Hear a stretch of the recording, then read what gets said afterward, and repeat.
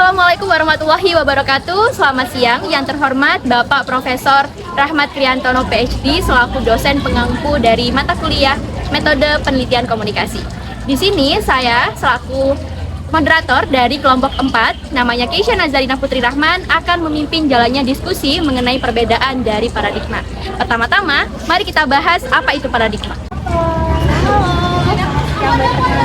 Boleh, nama aku Niputri Kalistiana dari kelompok 4 metode penelitian 1. Saat ini lagi semester. Aku saat ini semester 3. Oke, jadi hari ini kita mau bahas soal paradigma nih Kak. Jadi boleh nggak sih kasih penjelasan apa itu paradigma?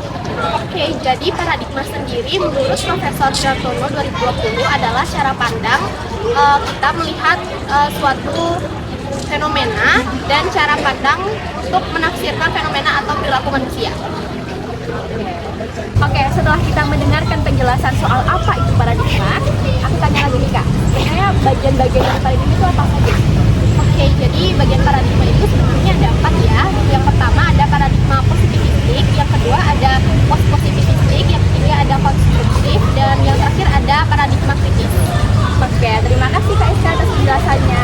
Lanjut, aku akan bahas lagi nih soal apa sih itu paradigma positivistik. Baik, menuju pembahasan yang selanjutnya, kita akan bahas bareng dua kakak di depan saya. Boleh perkenalan dulu Kak? Halo, aku Karamet Arifah, biasa dipanggil Erin. Halo, aku Syafira Mania Putri dari biasa dipanggil Syaf.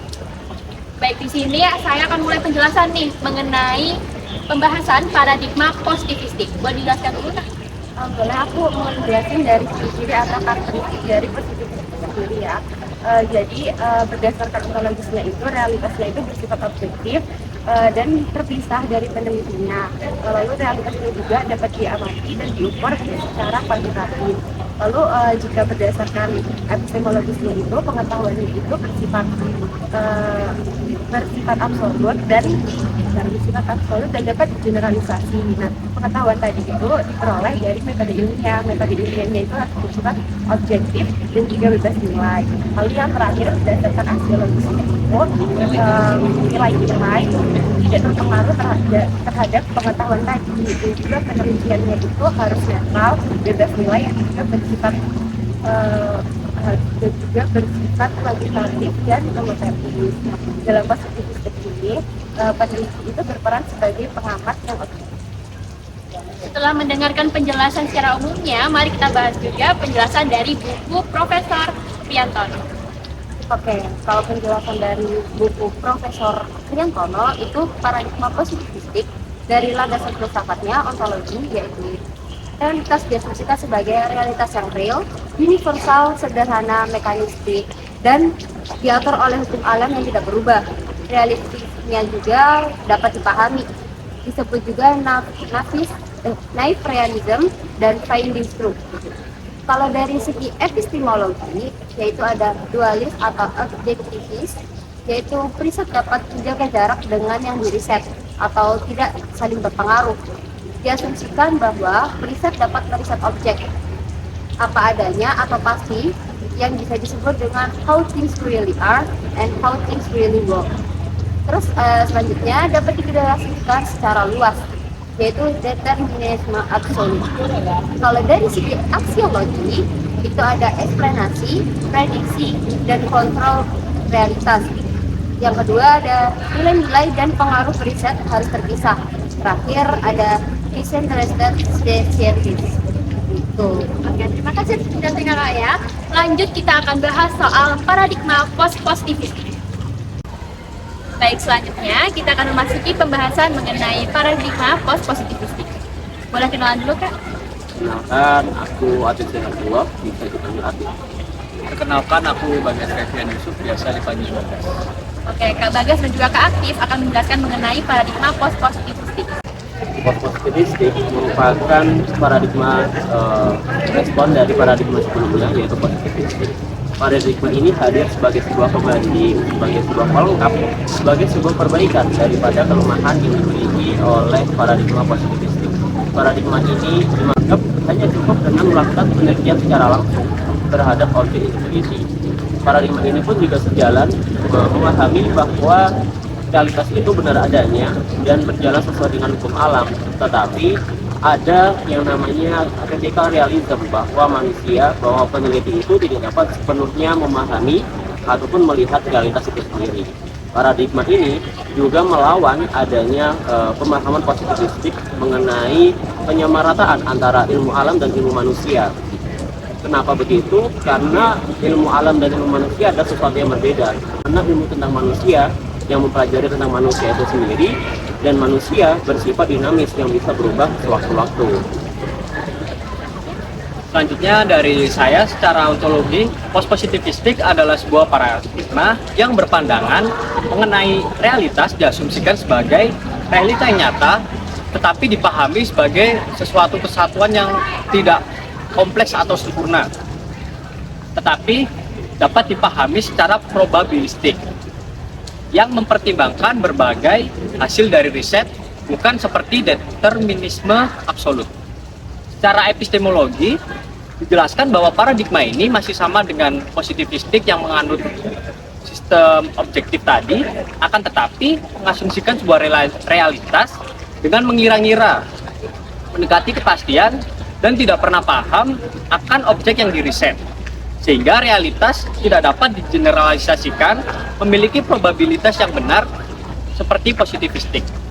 Secara aksiologi, dijelaskan bahwa preset dalam paradigma ini harus memiliki value free, yang berarti subjektivitas dari preset tidak boleh ada dalam riset tersebut. Baik, di sini Kak Mahida dan Kak Vina akan membahas mengenai paradigma konstruktivistik. Silahkan Kak. Jadi paradigma konstruktivistik itu memandang bahwa realitas itu diciptakan oleh individu dan ada pada pikiran individu. Jadi realitas itu tidak diciptakan secara alamiah tapi dikonstruksi. Dan realitas yang sama itu dapat dimaknai dan juga ditanggapi secara berbeda oleh tiap individu, dan ini juga berkaitan sama perbedaan dari latar belakang dari tiap individu. Dan paradigma konstruktivistik ini tuh juga sering diasosiasikan dengan metode riset kualitatif. Selanjutnya kita akan bahas dari insight dari Kak Mahida, silakan. Oke, makasih. Jadi seperti paradigma-paradigma yang lain, paradigma konstruktivistik ini juga dijelaskan melalui beberapa aspek filsafat. Nah, yang pertama ada aspek ontologinya. Nah, paradigma konstruktivistik ini melihat realitas yang ada di dalam dunia itu bersifat subjektif atau apa yang dipersepsikan oleh masing-masing individu. Dengan kata lain, realitas itu merupakan sebuah konstruksi sosial yang kebenarannya bersifat relatif, di mana dipengaruhi oleh konteks, waktu, dan pengalaman masing-masing individu. Nah, selanjutnya ada aspek epistemologinya.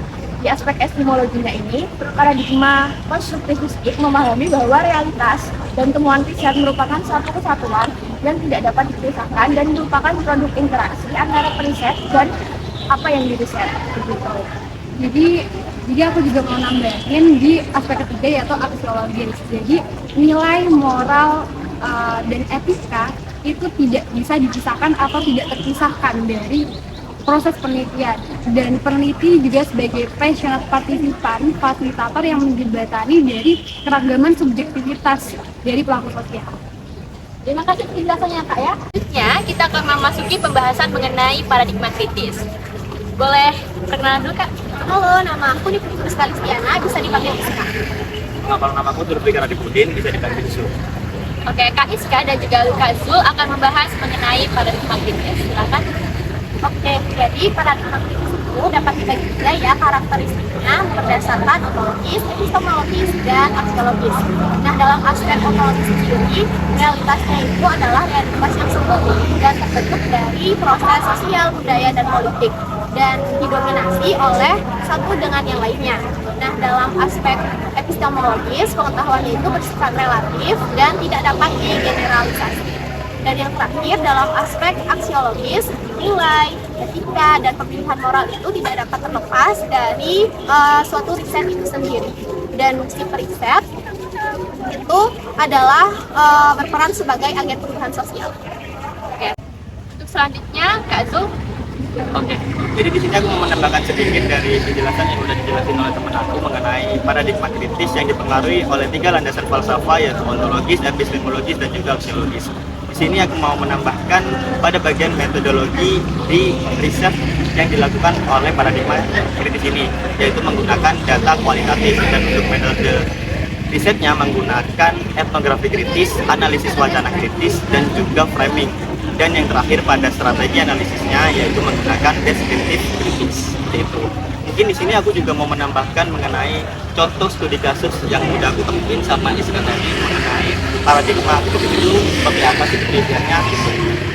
Jadi di sini ada demonstrasi yang dilakukan oleh kaum buruh untuk mendobrak pemerintah untuk menunjukkan pengetahuan dan kekuasaan yang didapatkan untuk mengupayakan perubahan sosial seperti itu. Oke, terima kasih atas penjelasannya ya Kak Zul dan juga Kak Isma. Sama-sama. Baik, dari pembahasan yang telah kami bahas tadi, ada kalian dapat kesimpulan yang dapat diambil, yaitu ontologis berkaitan dengan sesuatu yang dianggap sebagai eksistensi nyata, epistemologis berkaitan dengan metode memperoleh pengetahuan, dan aksiologis berkaitan dengan maksud atau tujuan dari mempelajari suatu hal. Terima kasih. Sekian dari kelompok kami. Wassalamualaikum warahmatullahi wabarakatuh.